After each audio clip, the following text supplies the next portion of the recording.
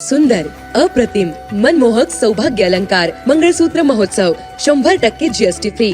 मयूर अलंकार, सराफ बाजार आणि गंगापूर रोड, नाशिक. ताज्या बातम्यांसाठी नाशिक न्यूजच्या YouTube चॅनलला सबस्क्राईब करा आणि बेल आयकॉनला प्रेस करा.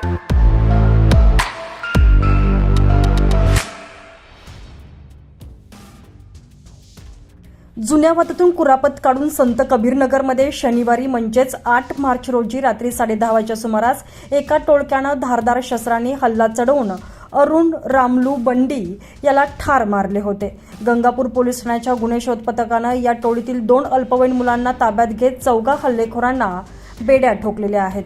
भोंसला स्कूल मागे असलेल्या संत कबीरनगरच्या मुख्य रस्त्यावरून दुचाकीनं जाणाऱ्या अरुण या संशयित आरोपी समीर मुनीर सय्यद, जावेद सलीम सय्यद, विलास संतोष थाटे, करण उमेश चौरे यांनी 2 अल्पवयीन साथीदारांच्या मदतीनं अडवले. त्याच्यावर कोयता, रॉड, लोखंडी शिकंजा, बेसबॉलच्या दंडुक्यानं हल्ला चढवण्यात आला.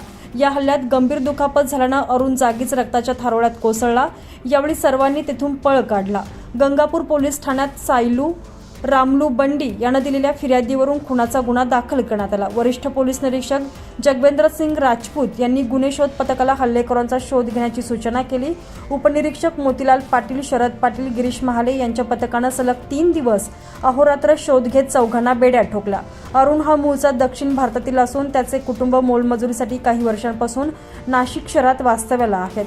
या प्रकरणी पोलीस पुढील तपास करत आहे. संशयित विलास थाटे आणि करण चौरे या दोघांना सोमवारी गंगापूर पोलिसांनी न्यायालयात हजर केले. न्यायालयानं दोघांना येत्या गुरुवारपर्यंत म्हणजेच 13 मार्चपर्यंत पोलीस कोठडी सुनावली. समीर आणि जावेद या दोघांना मंगळवारी न्यायालयात हजर करण्यात असल्याचं पोलिसांनी सांगितलंय. या गुन्ह्यातील 2 विधी संघर्षित बालकांची बाल सुधारगृहात रवानगी करण्यात आलेली आहे. संजय परमार, नाशिक न्यूज, नाशिक.